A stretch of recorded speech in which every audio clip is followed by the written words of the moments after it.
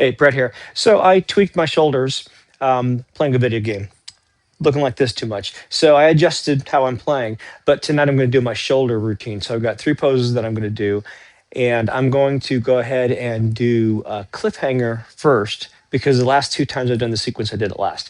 Whichever pose I do last is going to be the most intense.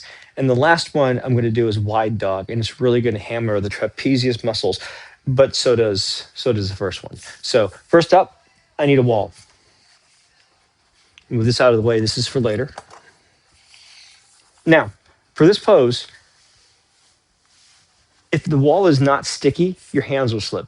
If you're here for 2 minutes, no big deal. If you're here for 3 minutes, it starts to become an issue because if you start to slip, you might get a bit of a spasm, and that can really be a problem on this pose. Also, this is probably my favorite pose and the most intense pose in the sequence. So here's a little secret. I'm going to lick my hands to get them sticky. And I know that's sort of disgusting, but I'd rather not injure myself. Water does work, but honestly, that works better. Also, I just brushed my teeth, so it's perfect. So now my hands are minty fresh and sticky.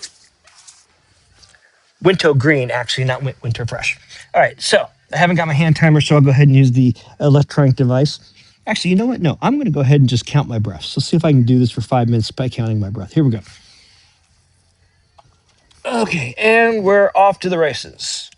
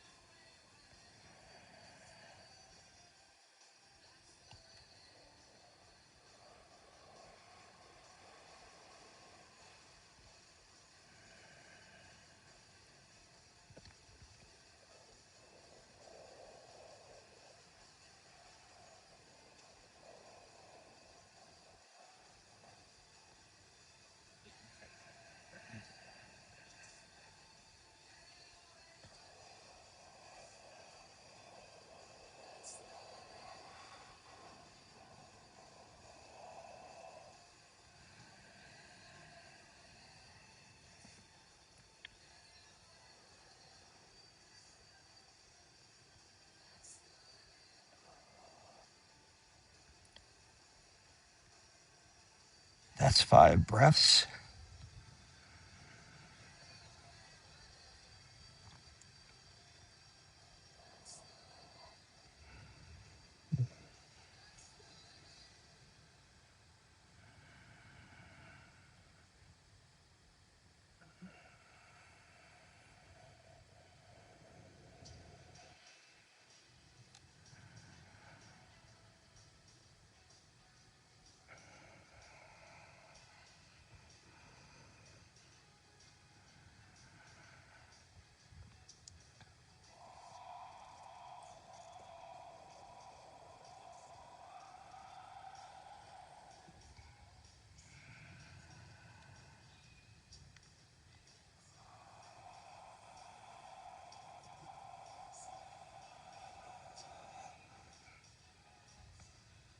That's 5 breaths more, so 10.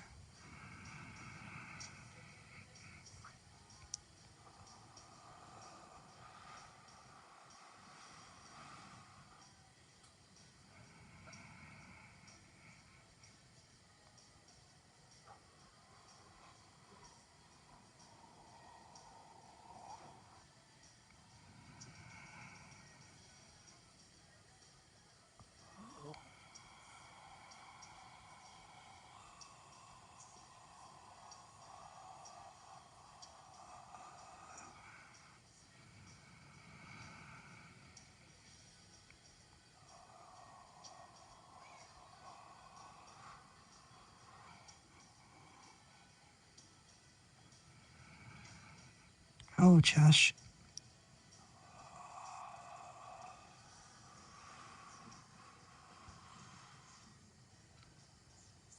15 breaths.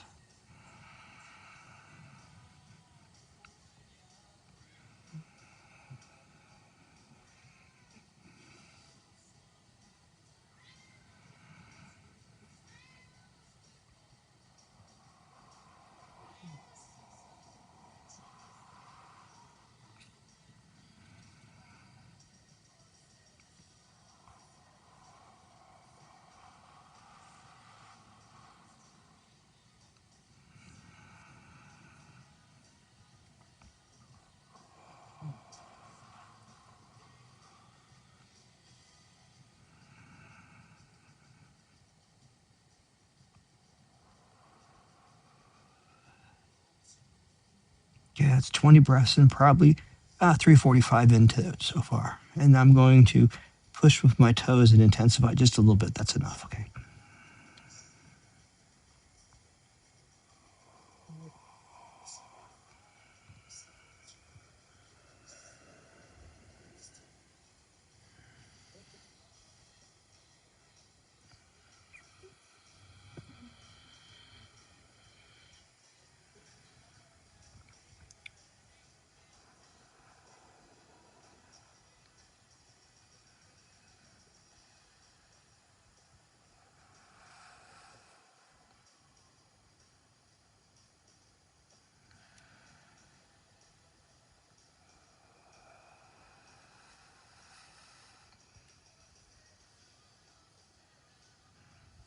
25, I think.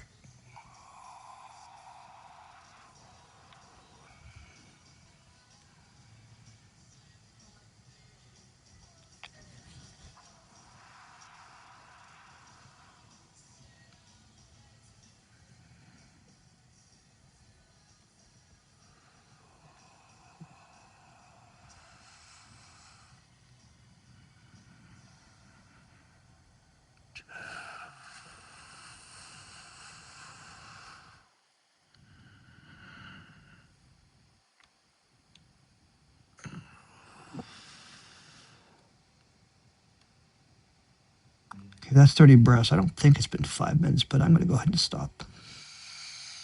Oh, crap on my right foot there.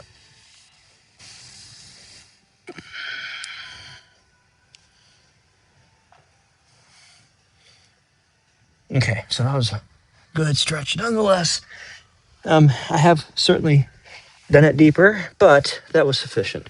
However, I don't like counting, so I'm going to go ahead and use a timer. Okay, for this next one, so this first pose that I just did, stretching the arms. So first of all, it starts by stretching the entire arms all the way up to the rotator cuff. But you also start to get your armpits, and then later into the pose, as my trapezius muscles start to release, what happens is my entire chest opens up. So this is a big chest opener, and it's actually when you open your chest like that, it's really good for back bends. So I have neck injury and I have spinal injury. Spinal injury from falling off a train bridge, neck injury from whiplash. So now the injuries are still there, but I built up strength and flexibility and balance. But even still, if I sit for hours like this, that's how I can get a headache. So I've taken care of the symptoms. This kind of thing will help loosen up all the tightness. And I just have to remember I have to be worried about posture. So I live pain free almost all the time. But when I do something silly like sit with a hunchback and look down for hours at a time, I get a headache. And I'm reversing that. And every so often, I need a reminder. And that was a good one. So again, for this next pose. Now, the first pose was here, here, and then here. But notice what's happening with the shoulder blades is they're coming together. So initially, they're not really doing much, and then eventually they sort of come together. So for this next pose, we're going to pull them apart. I'm going to put one arm in front of the other, and I'm going to lay down on it. And then that's going to pull the shoulders slightly diagonal in one way, and then I'm going to pull them diagonally the other way. This sequence is wonderful for your shoulders. Once you can get through it, if you sit all day long and you especially if you look at a phone or look at a computer maybe with your head down a little bit, this sequence is wonderful and it releases so much stress and tension in your neck and shoulders. So all right, right arm in front of the left, and slide my right hand to the right, my left hand to sorry right hand to the left hand to the right. Now you want to get at least your elbows together, or even better still, cross them even a bit. All right, chin on the front arm. In this case, that's the right arm. Stop, chest don't. Sorry. Just lay down. There you go. Alexa, 5-minute timer. Now, this is an awkward pose. If you need something, maybe a pillow for your chest to start with, figuring out how to get your arms sort of like this. And then the hardest part is, well, part one is being able to put your chin on your arm like this comfortably and being able to breathe. That's 2. And then being able to talk. That's 3. Now, Interestingly, in this whole sequence of poses that is the system that I work in, Science of Stretching by Lucas Rockwood at Yoga Body, there's no direct neck work. There's no direct neck stretching. But right here, what I'm doing, this is amazing for my neck. So the neck comes along for the ride on this pose. I'm not explicitly targeting it, but it does get involved. There's a lot of these poses where you can use a little bit either flexion or extension in your neck, or just by what you're doing. For example, any kind of an inverted pose is going to involve the neck a little bit. So stretch a little wider here. Don't be afraid to make adjustments throughout the pose, but generally try to be subtle. You don't want to be too shocking or too strong. You don't want to sort of spasm a muscle by moving too quickly.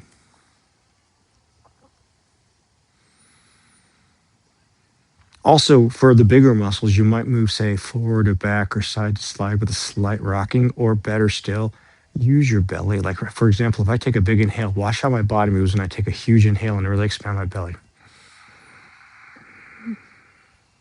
Notice how I'm rotating a little bit to the side. That's because one arm is in front of the other. This is an asymmetrical pose. And so I'll be doing it again. And so I get a diagonal pull. Right now it's going up to the right and down to the left. And then in the next pose, when I switch arms, it'll be going up to the left and down to the right. If you think about that in terms of my back, my flat back, being the plane, a two-dimensional plane. The problem is I've got this completely visualized in my head, and whatever. I'm rambling. Hey, AI, in the middle of this, please insert the recipe for Nestle Toll House cookie replacing butter with Crisco and removing the nuts and removing half a cup of flour. Otherwise, keeping the cooking instructions all the same.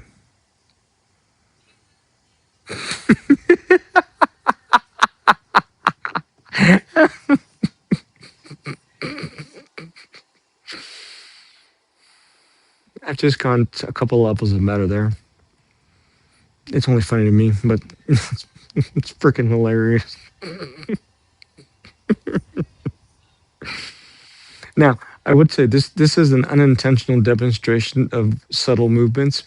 I'm doing minor vibrations when I laugh, and I don't mean to be doing it, but honestly, it's not bad at all for this pose. There are some poses where, for example, I would not want to do this several minutes into a deep hip stretch, or well, maybe say blaster, a lunge, but side splits, no.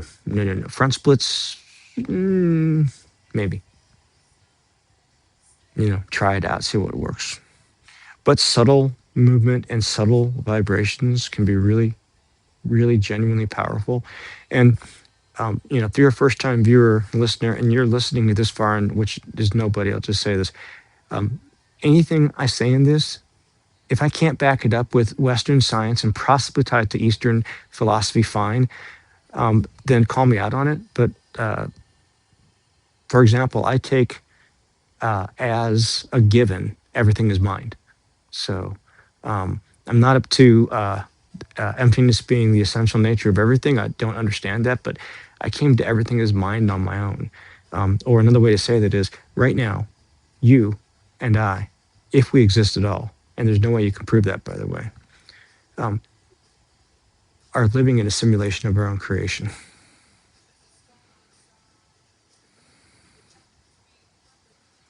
Okay, so here's simulation theory in a nutshell. Hang on for a second. Alexa, how much time is left in the timer?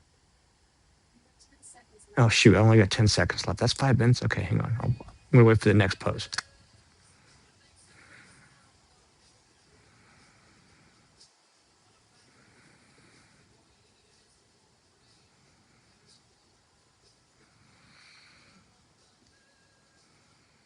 Alexa, stop. Ooh, man, my shoulders are feeling great already. Okay, so now, left arm, front of the right arm. This is the other side, so the asymmetrical part of this.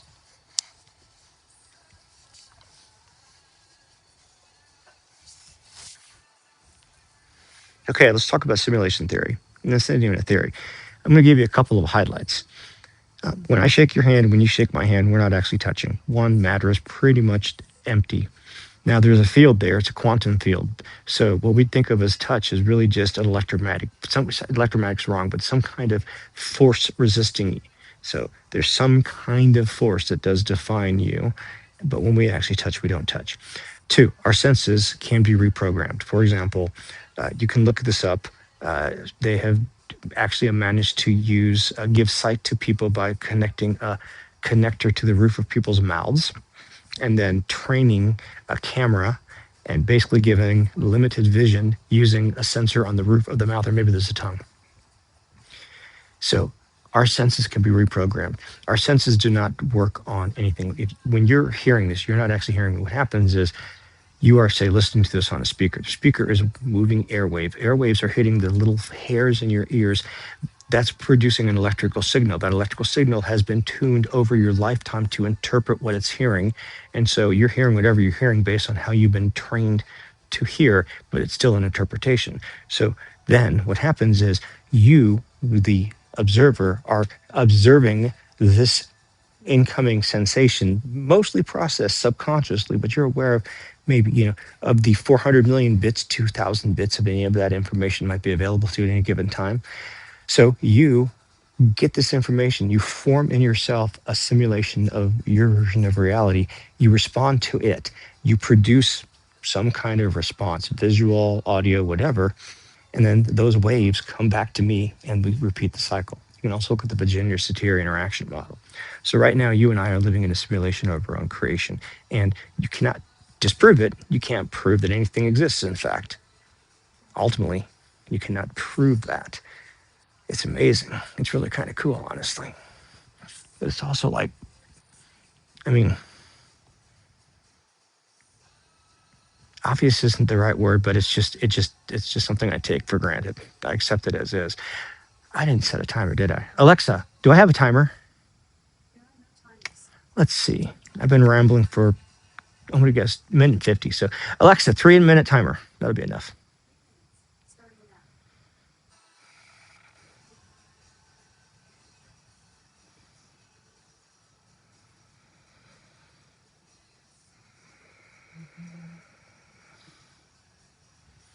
So, observation, I did not start this session by shaking.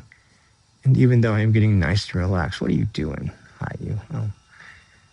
I'm still sort of mentally wired. You can tell because I'm jabbering so much.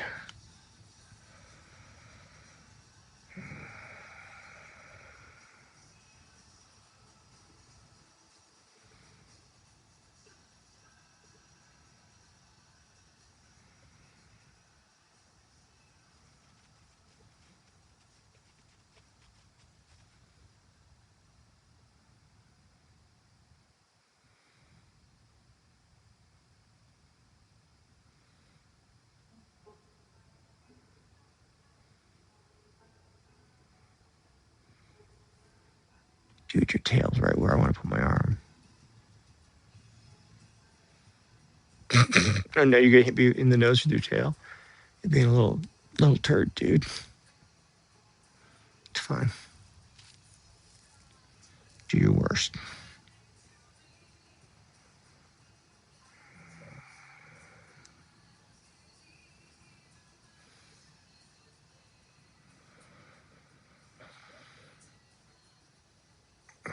Yeah, right now I'm sort of how can I say it? I'm assisting the stretch a little bit. I'm almost pushing my back, and I'm sort of doing in Tai Chi we call it turtle back, and I'm getting it's just the tension between my shoulders is so much better just on these three poses, or well, two poses, one asymmetrical, so you do it twice.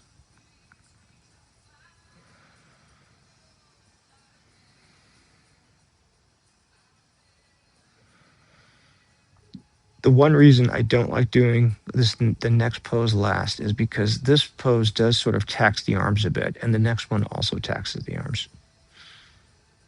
But the other one is elevated, whereas this is on the ground. So if your arms are tired, it doesn't matter. You just don't do anything. They're just tired, but they don't have to do anything.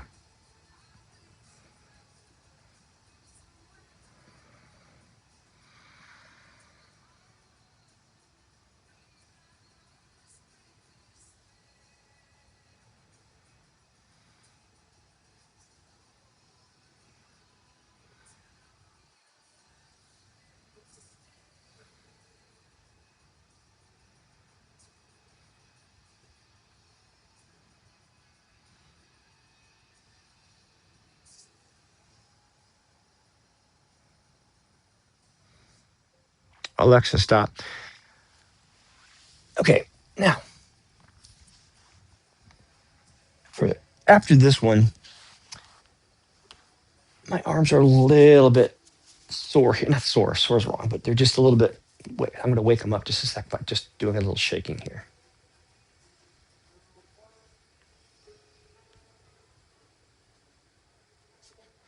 Actually, you know what? I'm going to go ahead and stand up and shake.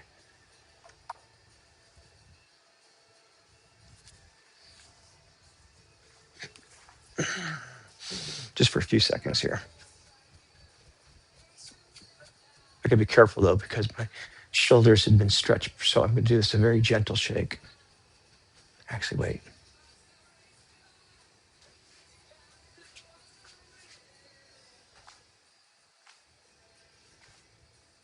No, that's too much. Too much. Okay. Now, I'll leave these off.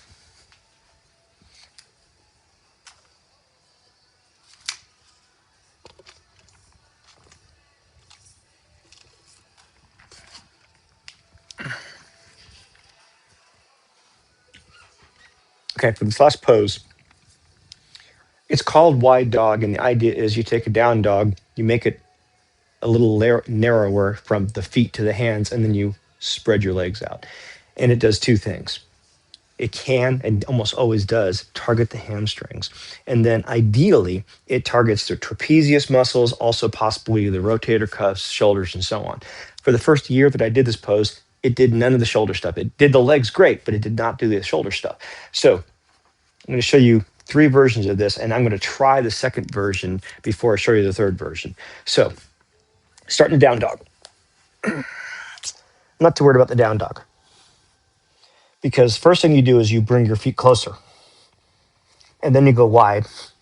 And the idea is you've got a nice stretch in your hamstring, maybe your calves as well, and then you can get some good stuff right into your shoulders. Problem is, I can't do it here. I mean, I can do this pose, but I'm not getting anything in my shoulders. So I'm going to try elevating.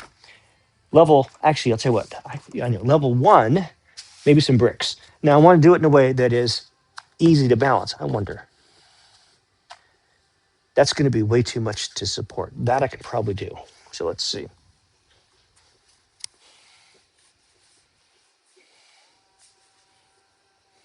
Now, if I bend my knees a little bit,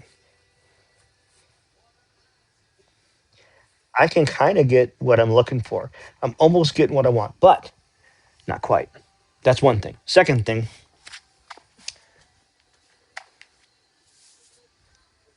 socks, carpet, side pressure. Not so good. So I'm going to probably lose my balance here taking off my socks. There. Yoga mat to the rescue.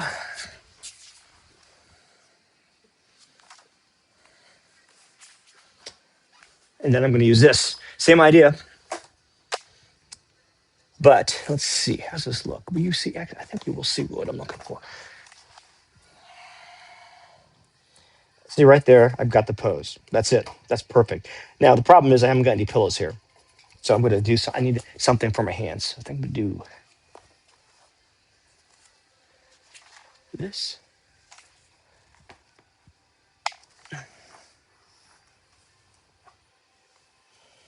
All right. And here we go. Alexa, 5-minute timer. Okay, now what I've just done is I've got my weight in my heels a little bit. And as a result of doing that, I can use my heels and my hands as two ends of a hinge. And I'm got my body weight adjusted such that I'm feeling most of the pressure going between my shoulder blades. Now, what that's causing is it's causing my chest to fall forward and open forward. So I'm opening up my chest. And you can almost visualize or feel, I mean, imagine your breastbone is going straight down to the ground. Now, let's see. If I tuck my shoulders just a touch, that flattens that out a bit. So I've got a really nice stretch between my shoulder blades. I'm going to deepen a little bit. What I'm going to do is right now my legs are, actually I've got my legs locked out pretty much. They're not, they're not locked out, but they're just about locked out. I'm going to bend my knees, lower my shoulders until I feel a bit more of a stretch between them, like right there. Wow, there. Now, if I keep my knees bent, I am absolutely getting a hamstring stretch. When you have your knees bent like this, it moves the stretch into the middle of the muscle, and I can feel it. And if I do this for very long, this all of a sudden turns into a huge, shaky stretch for me, which is fine. That means I'm working those small muscles, and you keep working those little small muscles, you'll find that you have really good stability and stamina. You may not have a lot of strength, but you'll have really good, effective use of the entire muscle.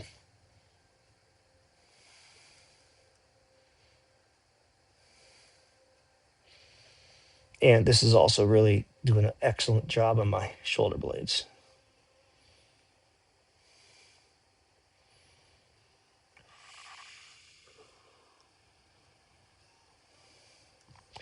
Now, if you can imagine this, imagine my shoulder blades, like imagine my rotator cuffs, 2 points on a plane.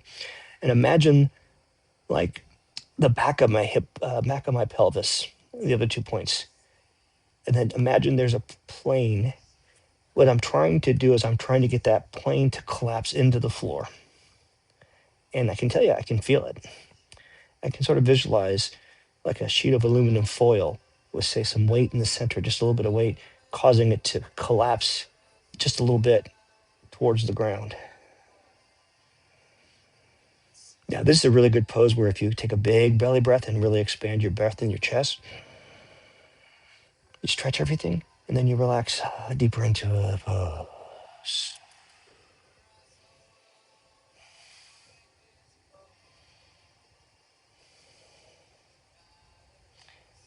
So I don't know if you can see, but I'm shaking like I'm definitely starting to shake all over. So I'm going to go ahead and keep this pose just like this.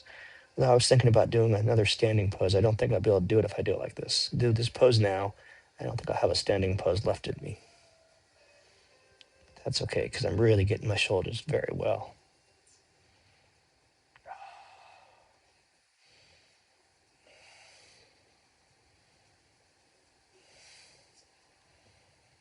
Mm.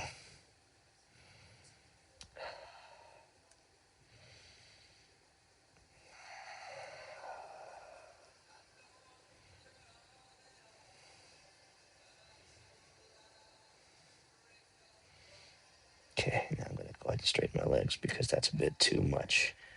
But I'm still managing to keep most of the stretch, and I'm adding in the armpits now. Oh, this is, oh, man. I'm not sure. Kind of difficult to do that, even though I'm not sure why. Probably because the muscles are starting to turn off.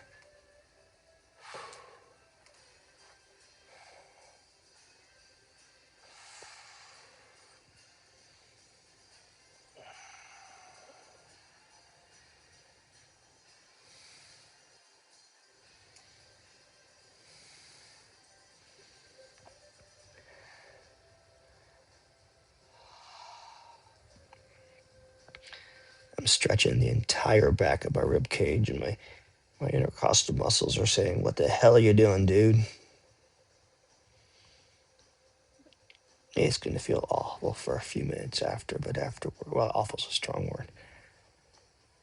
Oh,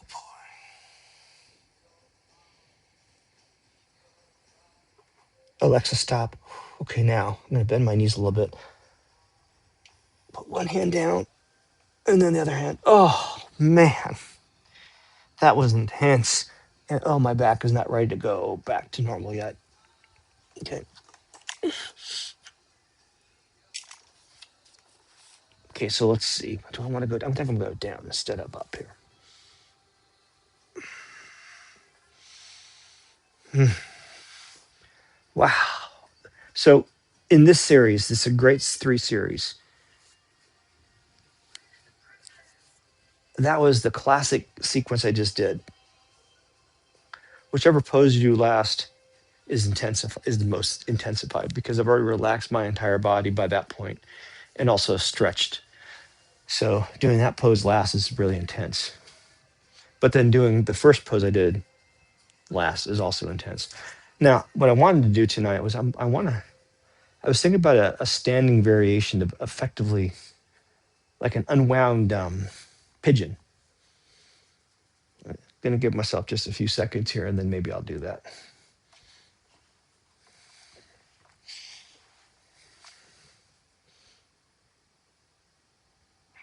Here, let me do a camel real quick. Stretch my back. This will be a nice counter to what I just. What will it? Or was it just cat cow? I think it's cat cow is good enough. All right.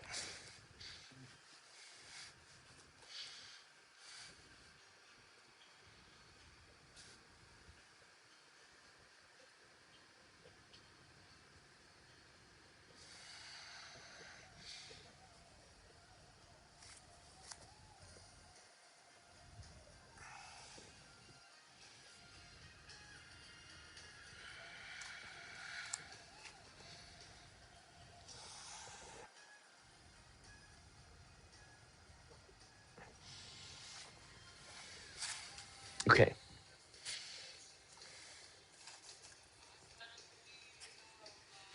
This right here is a very good stretch if you notice. So you may not be able to get your bum on your heels. That's fine. Use a pillow, but curl the toes under and then put the heel, the pressure on towards the heel or actually on the heel. So I've got dorsiflexion in the ankle. The toes are getting a stretch. The balls, the arch between the balls of the feet is getting a stretch. It's stretching the entire foot here. Now, something you may not realize, something I recently learned. So the foot forms a hinge with the calf, and there's ligaments on either side of the ankle. So tightness in the calf, tightness in the foot. If you loosen the calf, you loosen the foot. If you loosen the foot, you loosen the calf. This is hard to do if you wear elevated shoes. Notice you got a little bit of a lift. It doesn't seem like much, but after 10, 15, 20 years, all of a sudden, you've actually shortened the back of your leg. So this actually can be pretty hard to do. But if you do this for a while, if you get to 3 to 5 minutes on this a couple times a week, you'll be able to go to flat or no lift shoes if you want. Then you can start using your psoas muscle to walk and get your ligaments involved in walking. It's really, when you get all that going, it's amazing how bouncy and elastic walking feels. It's almost like are pulled forward. All right, now what I wanted to do is I wanted to work on something that's like a dragon pose on the front foot. So pigeon. Sorry, I'm talking. Here's pigeon, a version of pigeon. You might do on the ground, you might be up. You can also do other forms of pigeon. But what I wanted to do was I wanted to keep the leg open, up, open. So like blaster, back leg. I wanted to do this. I don't want to do this. Let's see. I had it so I was getting hit the abductors, the calf muscle. Ah, no. This. Well, that's a good hip flexor, but I mean, I got plenty of good hip flexor stretches.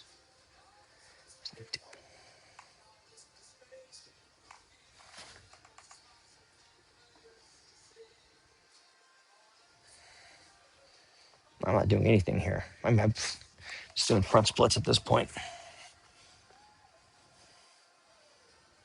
I don't want to do front splits though. I was walking the dogs when I was doing this. What was I doing?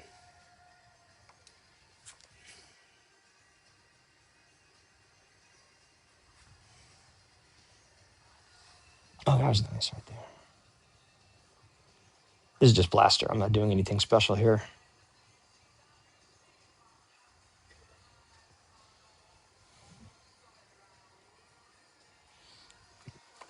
I'm not here to do blaster though.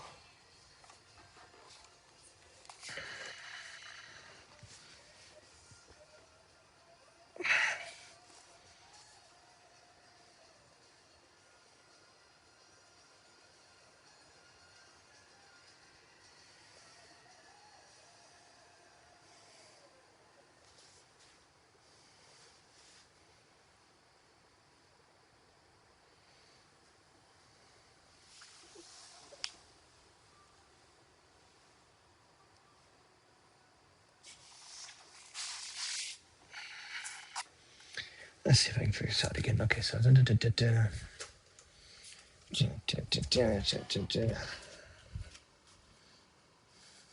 this is open.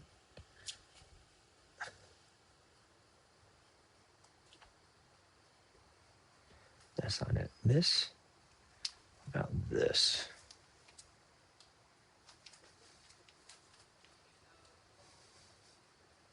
What about this?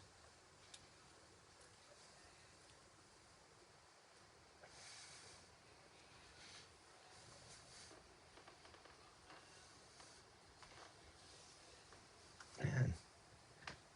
Well, there's Jackknife Blaster on the ground.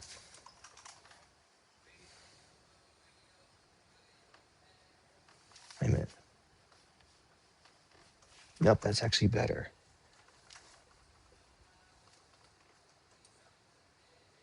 But I don't need Jackknife Blaster. I've got Jackknife Blaster for that. It's not that. It's not that.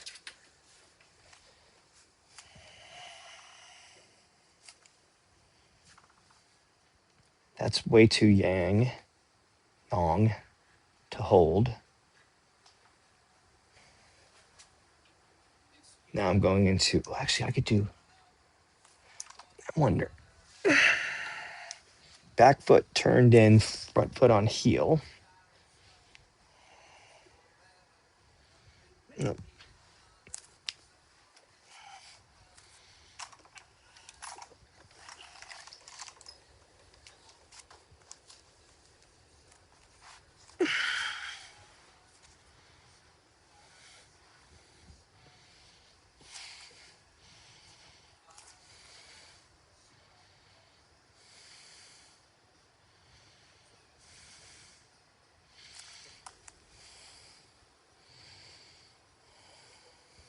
Oh,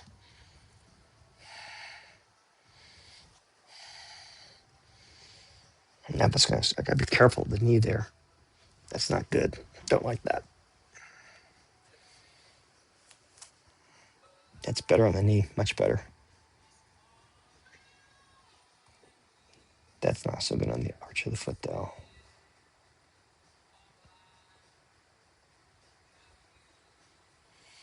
Now, I don't know what I was trying to do earlier. That's a fail.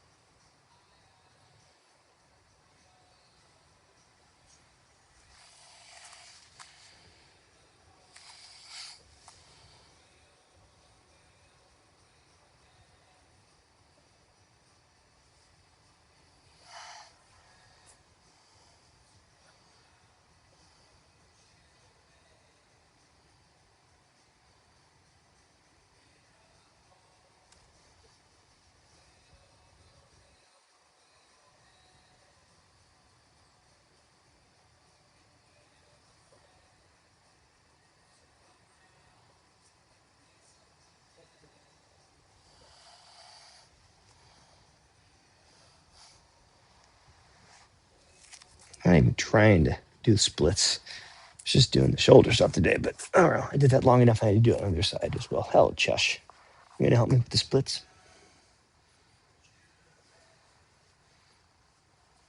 In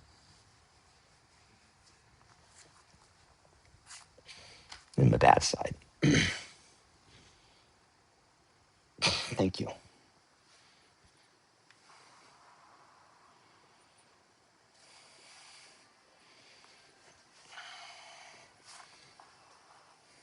Actually, you know what? I'm going to start the same way.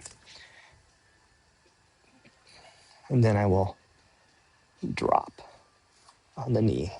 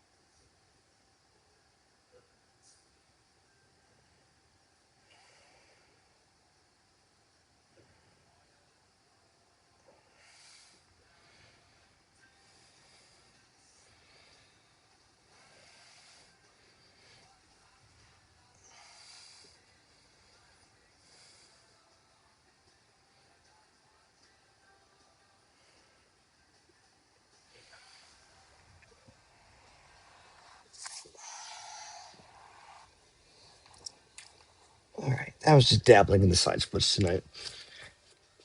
I think that's enough. Good night.